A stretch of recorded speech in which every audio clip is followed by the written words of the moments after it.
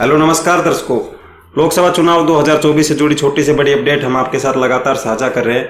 आज के इस चुनाव पे चर्चा प्रोग्राम में मैं सचिन यादव आपका स्वागत करता हूं। हमेशा की तरह हमारे साथ चुनाव पे चर्चा करने के लिए सर पुरुषोत्तम शर्मा जी स्टूडियो में फिलहाल मौजूद हैं। जैसे जैसे लोकसभा चुनाव 2024 आगे बढ़ रहा है, कभी पक्ष और कभी विपक्ष की तरफ से अलग अलग दावे सामने निकल के आ रहे हैं और कुछ दावे जो है वो बेहद चर्चाओं में भी है।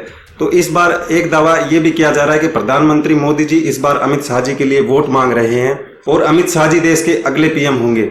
इसी के साथ एक दावा ये भी किया जा रहा है कि योगी आदित्यनाथ जी को यूपी का सीएम पद से उनको इस्तीफा दिलाकर किसी अन्य को उस जगह बैठाने की चर्चा जो है काफी तेजी पकड़ चुकी है। तो इन सभी की चर्चा जो है दिल्ली के सीएम अरविंद केजरीवाल द्वारा भी 2 बार प्रेस कॉन्फ्रेंस में की गई। पहली बार उन्होंने इसकी चर्चा दिल्ली के अंदर की, दूसरी बार इस दावे की चर्चा उन्होंने लखनऊ के अंदर एक प्रेस कॉन्फ्रेंस में की। तो मैं और सर पुरुषोत्तम शर्मा जी इन दावों पर विश्लेषण करेंगे और ये पता करने की कोशिश करेंगे कि क्या ऐसा संभव हो सकता है। तो सर क्या राय है, जैसे ये दावे निकल के आ रहे हैं लगातार सामने, अरविंद केजरीवाल जी भी लगातार जो है इन चीजों के ऊपर अपना दावा कर रहा है, तो इनमें कितनी सच्चाई हो सकती है? देखिए, 2 दावे काफी चर्चित हैं इस बार राजनीति में जी। वैसे तो बहुत सारे दावे हैं, अलग अलग वीडियो में हमने बताया, जैसे आरक्षण का भी मुद्दा है। अलग अलग दावे पक्ष और विपक्ष के द्वारा लेके आए जा रहे हैं, लेकिन आज का जो मुख्य रूप से वीडियो है वो इन 2 दावों पर होने वाला है, जो लगातार मुख्य रूप से अगर अभी देखें तो कोई राजनेता की तरफ से किए जा रहे थे, वो केजरीवाल जी हैं।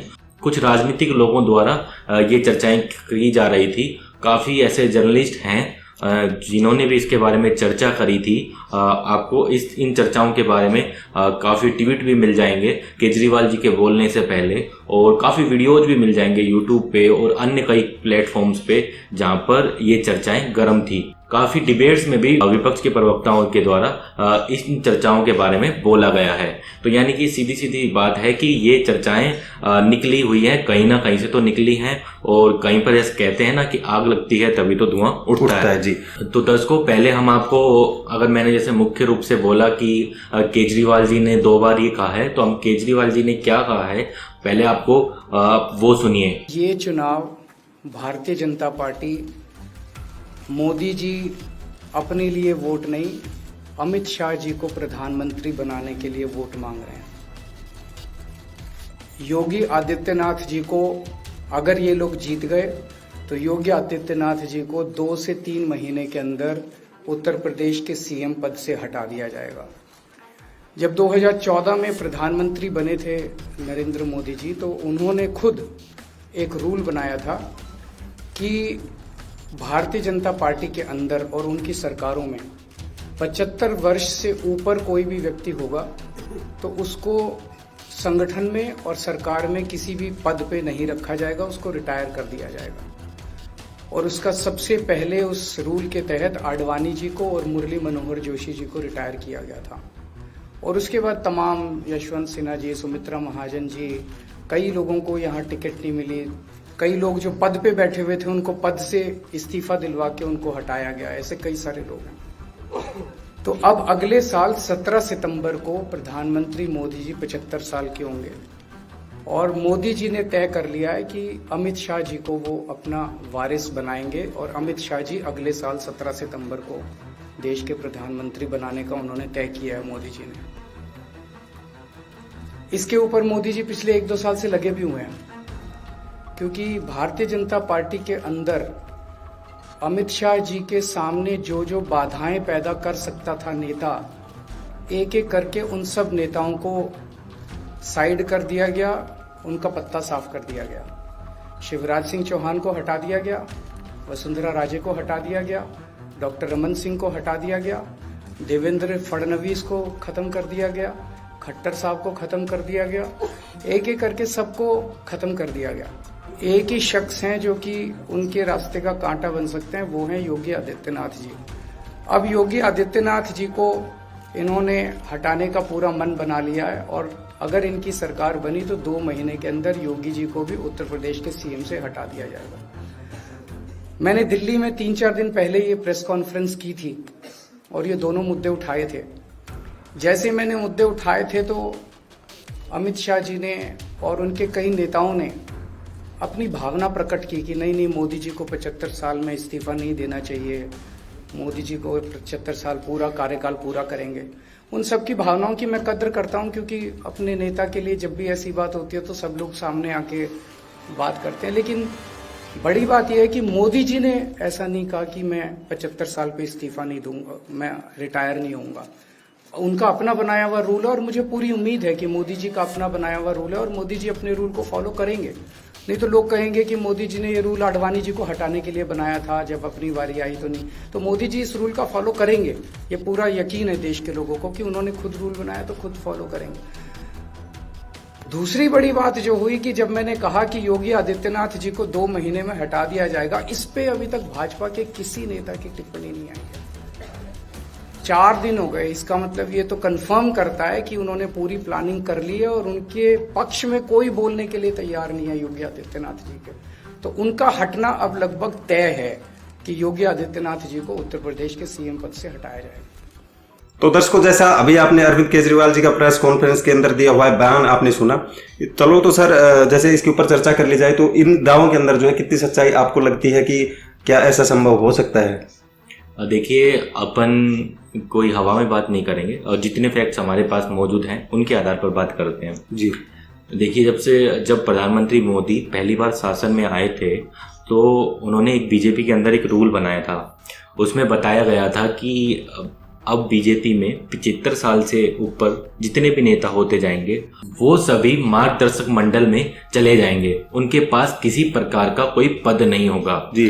तो जैसा आपने देखा होगा और दर्शक भी जानते होंगे, क्योंकि हमारे दर्शक जो पॉलिटिक्स की वीडियो देखना पसंद करते हैं वो इतना तो जरूर ही जानते होंगे, इतनी हम अपेक्षा करते हैं। मुख्य रूप से आडवाणी जी और मनोहर जोशी जी को मार्गदर्शक मंडल में डाला था। तो इसी के आधार पर अगर बात करें तो जैसा केजरीवाल जी ने भी अभी वीडियो में दावा किया 17 सितंबर 2025 को 75 साल के हो जाएंगे।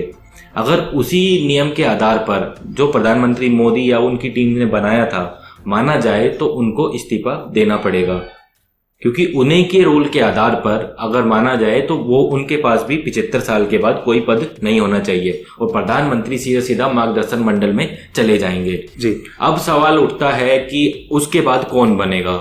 तो अगर आज की राजनीति देखी जाए और जितना भी चाहे राजनीति के जानकार हैं वो सब समझते हैं कि इस टाइम अगर प्रधानमंत्री मोदी के बाद कोई सेकंड पोजीशन अगर बीजेपी में किसकी है तो वो नाम दूसरा आता है अमित शाह जी का। उसके अलावा मैंने तो कोई इसी नाम को सुना नहीं कि उनके बराबर में कोई नाम आता है जी। जितनी भी बड़ी बड़ी मीटिंग्स होती हैं ये दोनों नेता ही वहां पर चर्चाएं करते हैं, उनके ही सब कुछ होता है, उनके प्लान पे पूरी बीजेपी चल रही है इस टाइम पे। तो सीधा सीधा है कि अब जो सेकंड पोजीशन है वो नंबर 1 पर आने चाहिए। अगर इस थ्योरी को आधार माने तो ये थ्योरी सच लगती है जी। तो सर, जैसा आपने दर्शकों के साथ दावा किया कि अरविंद केजरीवाल जी ने जो बयान दिए थे वो कहीं ना कहीं सच हो सकते हैं, क्योंकि उसका आपने जो है रीजन भी बताया कि बीजेपी 2014 में जब सत्ता में आई थी तो उन्होंने एक नियम निकाला था जिसके तहत 75 साल की उम्र अगर कोई व्यक्ति या उस पार्टी के अंदर कोई नेता अगर क्रॉस कर लेता है तो उसको मार्गदर्शक मंडल में जो है डाल दिया जाता है। तो जैसा आपने बताया कि इसमें जो है सच्चाई एक प्रकार से हो सकती है, लेकिन सर मैं इसके विपरीत आपसे जानना चाहूँ कि इसमें जो है किसी प्रकार की गुंजाइश है कि अगर 75 साल क्रॉस करने के बाद भी कोई व्यक्ति जो है पद के ऊपर रह सकता है, तो इसमें क्या जो है आपका विचार है? देखिए, अगर मैंने जैसे पहला वो जो दावा था उसको अगर मैंने सही बताया कैसे सही हो सकता है तो वो भी फैक्ट के आधार पर बताया था। अब अगर ये दावा सही नहीं होता हुआ दिख रहा है वो भी मैं आपको फैक्ट के आधार पर बताना जा रहा हूँ। सबसे पहले आप अमित शाह जी का ये वीडियो सुनिए। मैं अरविंद केजरीवाल एंड कंपनी और पूरे इंडिया अलायंस को कहना चाहता हूं, मोदी जी 75 साल के हो जाए इससे आपको आनंदित होने की जरूरत नहीं है। ये भारतीय जनता पार्टी के संविधान में कहीं नहीं लिखा है। मोदी जी ही ये टर्म पूरी करेंगे और मोदी जी ही आगे देश का नेतृत्व करते रहेंगे। इसमें भारतीय जनता पार्टी में कोई कंफ्यूजन नहीं है, ये कंफ्यूजन खड़ा करना चाहिए। तो जैसा आपने देखा वीडियो में देखा कि वो जैसे कह रहे हैं कि हमारे मीटिंग के अंदर ये डिसाइड हो चुका है कि प्रधानमंत्री जी ही 3rd टर्म पूरा करेंगे और केजरीवाल मंडली जो सोच रही है कि ऐसा कुछ होने जा रहा है तो ऐसा कुछ भी नहीं होने जा रहा है। तो अगर आप एक पक्ष विपक्ष का आपने दावा देख लिया, पक्ष का दावा देख लिया। अब आप ही खुद डिसाइड कीजिए कि किसके दावे में ज्यादा सच्चाई है, किसके दावा झूठा है। तो सर जैसे आपने दर्शकों के ऊपर ये बात छोड़ दी है कि वो उनकी जो है क्या राय है, वो कमेंट बॉक्स में अपनी राय जो है हमें बता सकते हैं। इसके बाद सर मैं यहाँ पे जानना चाहूंगा, जैसे अरविंद केजरीवाल जी के द्वारा एक और बयान सामने निकल के आया था कि यूपी के जो सीएम है योगी आदित्यनाथ जी, उनको पद से हटाकर उनकी जगह अन्य किसी व्यक्ति को सीएम पद के ऊपर अपॉइंट किया जाएगा। ये इस प्रकार का बयान अरविंद केजरीवाल जी द्वारा सामने आया था। तो इसके ऊपर जो है आप किस प्रकार की जो है विचार रखते हैं, या इनमें कितनी सच्चाई जो है आपको लगती है? देखिए, यूपी की राजनीति की बात की जाए तो ये समय समय पर ये खबरें निकल कर आती रहती हैं जी। योगी आदित्यनाथ जी का जो पिछला टर्म भी था उसमें भी ऐसी खबरें आई थी कि उनको सीएम पद से हटाया जाने वाला था, लेकिन अंत में वो फैसला बदल दिया गया। आप बहुत सारे, अगर मैं आपको एक रिसेंट का एग्जांपल देना चाहूँ तो वहाँ पर एक अलग ही प्रकार की एक राजनीति दिखाई देखने को मिली उत्तर प्रदेश में। उत्तर प्रदेश में देखा होगा आपने, पूरे देश में भी आपने देखा होगा कि हर जगह बड़े बड़े बैनर लगे हुए हैं बीजेपी के। तो उन बैनर में प्रधानमंत्री मोदी जी की सिर्फ फोटो है, और ऐसे ही बैनर पूरे देश में लगे हैं। तो उत्तर प्रदेश में भी ऐसे ही बैनर लगाए गए थे। तो फिर धीरे धीरे ये विपक्ष के द्वारा ये मुद्दा उठाया जाने लगा, जिसके बाद वो सारे बैनर हटाए गए और उनमें एक तरफ योगी आदित्यनाथ जी की फोटो और दूसरी तरफ मोदी जी की फोटो बीजेपी के द्वारा उत्तर प्रदेश में लगाई गई। जिसका मतलब साफ है कि कहीं ना कहीं कुछ तो हुआ ही है पर्दे के पीछे, जिसके बाद वो लगे लगाए बैनर हटे और वो बैनर लगाए गए।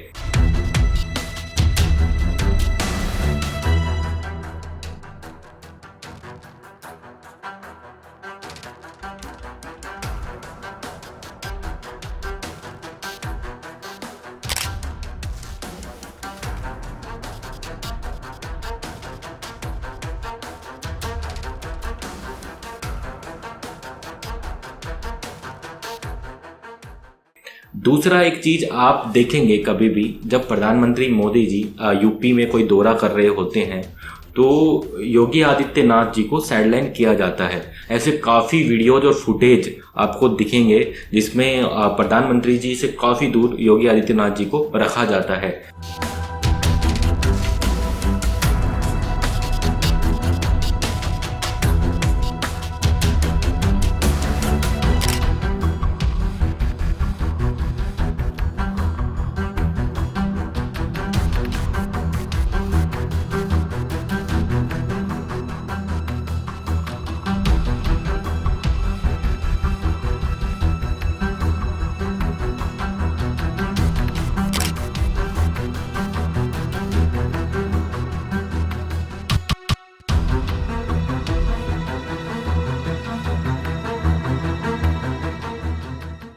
अभी हाल ही की एक रैली का भी वीडियो हमारे एडिटर आपको दिखा देंगे, चला देंगे, जिसमें देखने को मिल रहा है कि एक रोड शो हो रहा है और उसमें भी योगी आदित्यनाथ थोड़े कम, वैसे तो हाइट में उनसे छोटे हैं प्रधानमंत्री से, पर फिर भी इस तरीके की प्रोग्रामिंग की गई है कि प्रधानमंत्री मोदी ऊंचाई पर दिखाई दें और योगी आदित्यनाथ थोड़े नीचे दिखाई दें।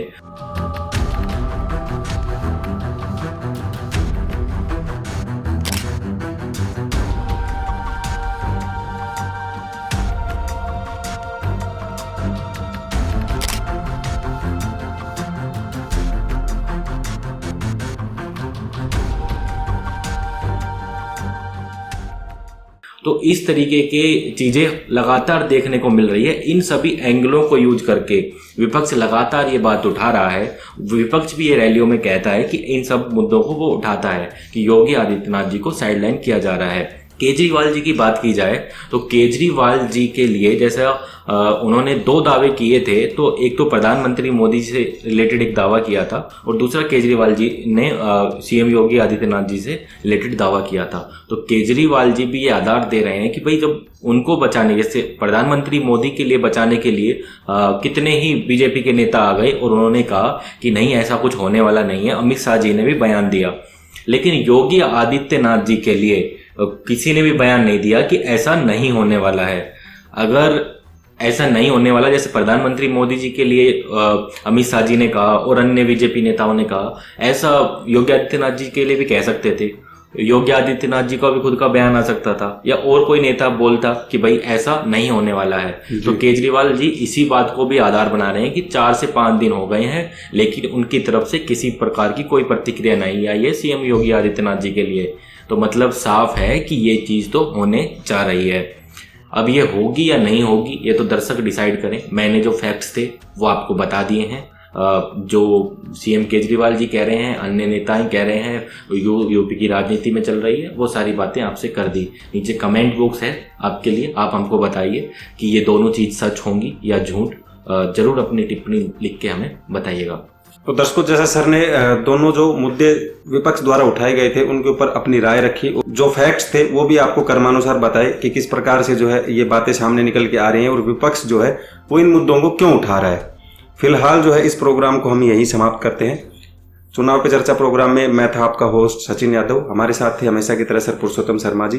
फिलहाल हम लेते हैं आपसे इजाजत। अगर ये वीडियो आपको अच्छी लगी तो इस वीडियो को लाइक कर दें, चैनल को सब्सक्राइब कर लें और उसके साथ जो बेल आइकन है उसको प्रेस कर लें ताकि आपका और हमारा जुड़ाव लगातार रह सके। फिलहाल लेते हैं हम आपसे इजाजत। मुलाकात होगी चुनाव पे चर्चा प्रोग्राम में ऐसी ही रोचक जानकारियों के साथ। तब तक के लिए धन्यवाद। जय हिंद, जय भारत।